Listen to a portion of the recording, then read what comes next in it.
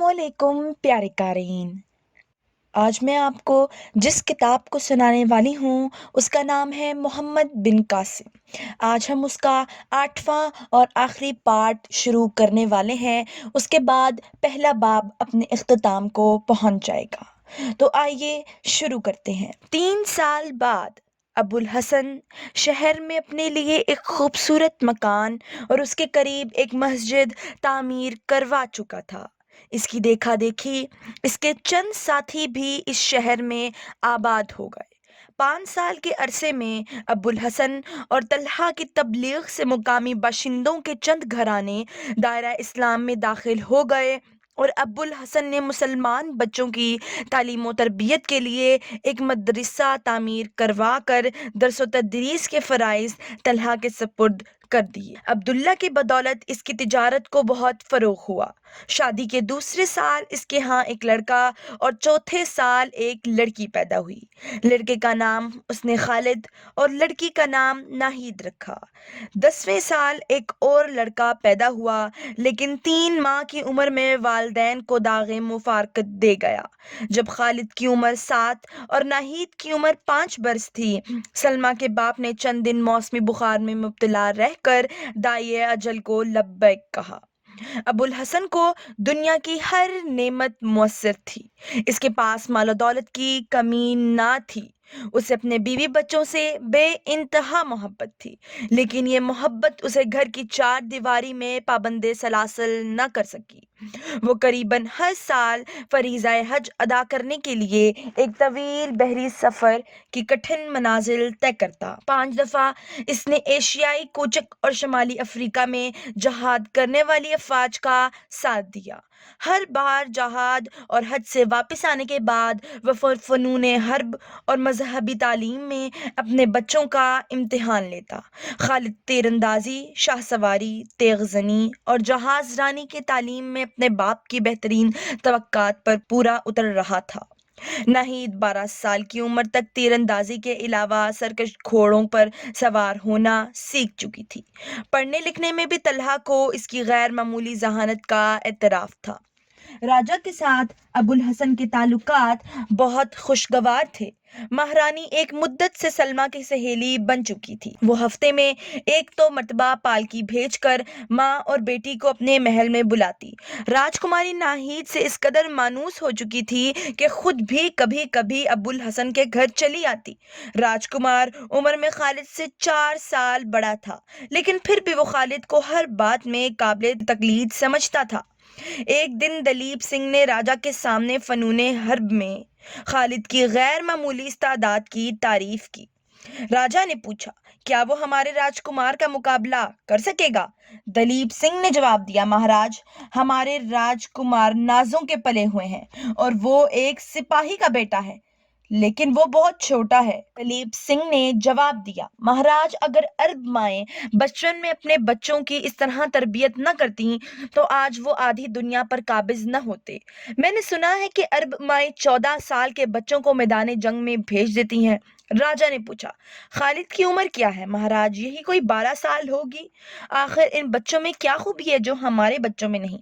दलीप सिंह ने जवाब दिया, महाराज, अगर बुरा न माने तो मैं अर्ज करूं? राजा ने कहा, कहो। महाराज, हम में और उनमें एक बुनियादी फर्क है। हम बेशुमार देवताओं को मानते हैं। इन देवताओं के अलावा दुनिया की हर वो ताकत जो हमें खौफजदा कर सकती है, हमारी निगाहों में देवता का दर्जा हासिल कर लेती है। मसलन हमारी राह में अगर कोई दुश्वार गुजार पहाड़ आ जाए तो हम अपनी कुव्वत तस्खीर के इम्तिहान की बजाय उसे देवता समझकर उसकी पूजा शुरू कर देते हैं। लेकिन वो सिर्फ एक खुदा को मानते हैं और उसके सिवा रूए जमीन की किसी बड़ी कुव्वत के सामने सर झुकाना गुनाह समझते हैं। इसके अलावा उनका ईमान है कि इंसान मरकर फना नहीं होता, बल्कि मौत के बाद इसकी नई जिंदगी का आगाज होता है। अबुल हसन ने एक दिन मुझे बताया था कि जब खालिद रज़ियल्लाहु ताला अन्हु का बहुत बड़ा सिपा सालार शाम की तरफ पेशकदमी कर रहा था, तो शाम के गवर्नर ने उसे लिखा था कि तुम पहाड़ से टकरा रहे हो, تمہارے 40,000 سپاہیوں کے مقابلے میں میرے پاس 2.5 لاکھ ایسی فوج ہے جو بہترین ہتھیاروں سے مسلح ہے۔ اس کے جواب میں مسلمانوں کے سپہ سالار نے لکھا، مجھے تمہاری طاقت کا اندازہ ہے، لیکن تم یہ شاید نہیں جانتے کہ تمہارے سپاہیوں کے دلوں میں جس قدر زندہ رہنے کی آرزو ہے، میرے سپاہیوں میں موت کی تمنا اس سے کہیں زیادہ ہے۔ راجا نے کہا، دلیپ سنگھ، میں یہ چاہتا ہوں کہ راجکمار کی سپاہیانہ تربیت ابو الحسن کو سونپ دی جائے۔ تم اس سے ملو، اگر وہ یہ خدمت قبول کرے تو ہم اسے معقول معاوضہ دینے کے لیے تیار ہیں۔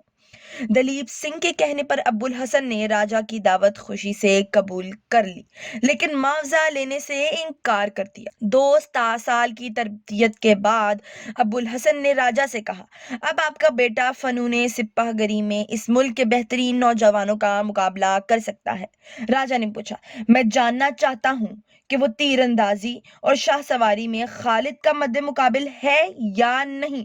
ابو الحسن نے جواب دیا، خالد نے اس عمر میں تیر و کمان سنبھالا تھا جب آپ کا راجکمار کھلونوں سے دل بہلایا کرتا تھا، اور اس عمر میں گھوڑے کی پیٹھ پر بیٹھنا سیکھا تھا جس عمر میں راجکمار کو نوکر کندھوں پر اٹھائے پھرتے تھے۔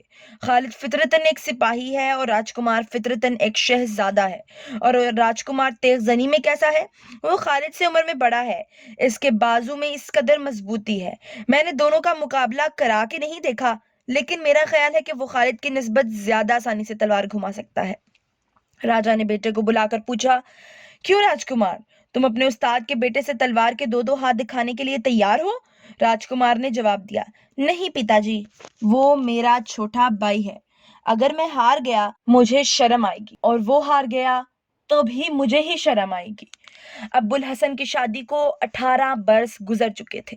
خالد کی عمر 16 اور ناہید کی عمر 14 برس تھی۔ خلیفہ ولید کی مسند نشینی کے ساتھ مسلمانوں کی نئی فتوحات کا آغاز ہو چکا تھا۔ ایک دن سندھی تاجروں کا جہاز آیا، ان کے ساتھ امان کا ایک عیسائی بھی تھا۔ سندھ کے تاجروں نے جزیرے کے عربوں سے ترکستان اور شمالی افریقہ میں مسلمانوں کی شاندار فتوحات کا ذکر کیا۔ امان کے تاجر نے ان تمام باتوں کی تصدیق کی۔ ابو الحسن اور اس کے چند ساتھی حج کے لیے تیار تھے۔ اب حج کے ارادوں کے ساتھ شوق جہاد بھی شامل ہو گیا۔ راجا باہر سے آنے والے تاجروں کی زبانی نئے ممالک کی خبریں نہایت دلچسپی سے سنا کرتا تھا۔ مسلمانوں کی تازہ فتوحات کی خبریں سن کر اس نے ابو الحسن کو بلایا اور مسلمانوں کے خلیفہ اور عراق کے گورنر کو سونے اور جواہرات کے چند تحائف بھیجنے کی خواہش ظاہر کی۔ ابو الحسن نے جواب دیا، میں خوشی سے آپ کے تحائف ان کے پاس لے جاؤں گا۔ سندھ کے تاجروں نے اپنے مال فروخت کیا اور نیا مال خرید کر لوٹ گئے۔ ان کے جانے کے چند دن بعد ابو الحسن اور اس کے ساتھی سفر حج کے لیے تیار ہو گئے۔ اس سال سرندیپ کے 9 مسلموں کے علاوہ حج پر جانے والے عربوں کی تعداد بھی خلاف معمول زیادہ تھی۔ طلحہ اور اس کے علاوہ 3 اور عرب تاجر حج پر جانے والوں کے گھروں کی دیکھ بھال کے لیے پیچھے رہ گئے۔ بعض عرب اپنے کم سن بچوں کو طلحہ کی حفاظت میں چھوڑ کر بیویوں کو ساتھ لے گئے اور بعض اپنے اہل عیال کو گھروں میں چھوڑ گئے۔ ابو الحسن اپنی بیوی اور بچوں کو ساتھ لے جانے کا ارادہ کر چکا تھا، لیکن سفر سے 3 دن قبل سلمہ اچانک بیمار ہو گئی اور اسے یہ ارادہ ملتوی کرنا پڑا۔ خالد عقاب کے اس بچے کی طرح جو پر نکلنے کے بعد گھونسلے میں پھڑ پھڑا رہا ہو، میدان عمل میں اپنے سپاہیانہ جوہر دکھانے کے لیے بے قرار تھا، لیکن ماں کی علالت نے اسے گھر ٹھہرنے پر مجبور کر دیا۔ ابو الحسن نے وعدہ کیا کہ واپس آتے ہی اسے عرب کی سیاحت کے لیے بھیج دے گا۔ رخصت کے دن سلمہ کو سخت بخار تھا، لیکن وہ انتہائی تکلیف کے باوجود بستر پر نہ لیٹی۔ شوہر کو الوداع کہنے سے پہلے اس نے سراپائے التجا بن کر کہا، دیکھیے میں بالکل تندرست ہوں، مجھے ساتھ لے چلیے، اپنے وعدے نہ بھولیے۔ ابو الحسن نے مغموم سا ہو کر جواب دیا، نہیں سلمہ، جہاز پر موسمی بخار تمہیں بہت تکلیف دے گا، تم تندرست ہو جاؤ گی تو میں دوسرے سفر میں تمہیں ساتھ لے چلوں گا۔ دیکھو میں تمہاری تیمارداری کے لیے خالد اور ناہید کو چھوڑ کر جا رہا ہوں، طلحہ بھی تمہارا خیال رکھے گا۔ اس نے آنکھوں میں آنسو بھرتے ہوئے کہا، نہیں نہیں، مجھے ضرور لے چلیے، میں آپ کے ساتھ ہر تکلیف برداشت کر سکتی ہوں، ابوالحسن نے کہا۔ سلمیٰ ضد نہ کرو، دیکھو تمہاری نبض کس قدر تیز ہے، بخار سے تمہارا چہرہ سرخ ہو رہا ہے۔ تم نے کبھی سمندر کا سفر نہیں کیا۔ میں جلد واپس آ جاؤں گا۔ نہیں، اس دفعہ مجھے معلوم ہو رہا ہے کہ آپ کا سفر بہت لمبا ہے اور شاید دیر تک انتظار نہ کر سکوں، ابوالحسن نے مغموم صورت بنا کر جواب دیا۔ سلمیٰ، تم رو رہی ہو؟ کئی برس ہوئے میں نے تمہیں یہ بتایا تھا کہ مسلمان عورتیں مجاہدوں کو رخصت کرتے وقت آنسو نہیں بہاتی۔ ان الفاظ نے سلمیٰ پر جادو کا سا اثر کیا۔ اس نے آنسو پونچھ ڈالے اور مسکرانے کی کوشش کرتے ہوئے بولی، میرے اس درجہ مغموم ہونے کی وجہ یہ نہ تھی کہ آپ جا رہے ہیں، بلکہ یہ تھی کہ آپ مجھے چھوڑ کر جا رہے ہیں۔ آپ اگر ایک بار مجھے میدان جہاد میں لے جاتے تو وہ شاید مجھے کمزوری کا طعنہ نہ دیتے۔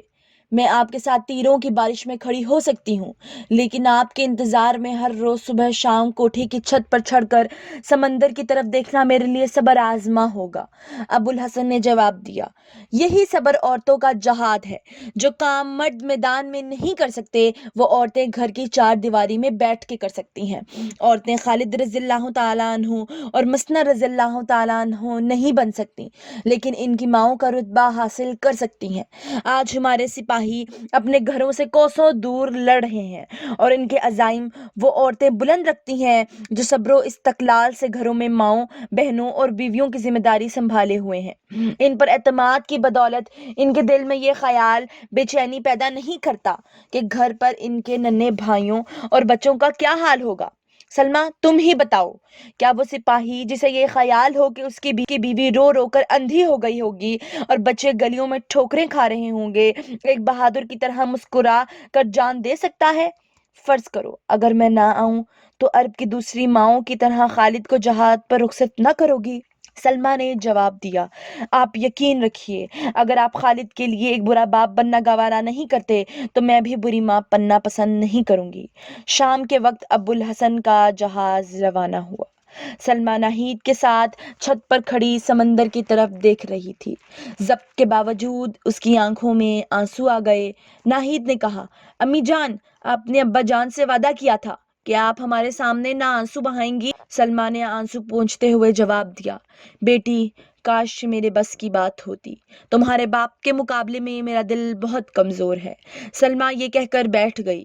ناہید نے اس کی نبض پر ہاتھ رکھتے ہوئے کہا، امی، آپ کو ابھی تک بخار ہے، آپ بستر پر لیٹ جائیے۔ تو لیجیے ناظرین، ہمارا پہلا باب یہیں پر ابوالحسن کے نام سے اختتام ہوتا ہے۔ اب میں اپنی اگلی ویڈیو میں آپ کو محمد بن قاسم کا دوسرا باب سنانے والی ہوں، جس کا نام ہے سرندیپ کے ساحل پر۔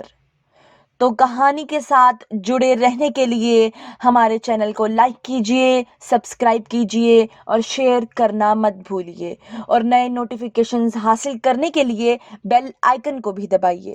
خدا حافظ۔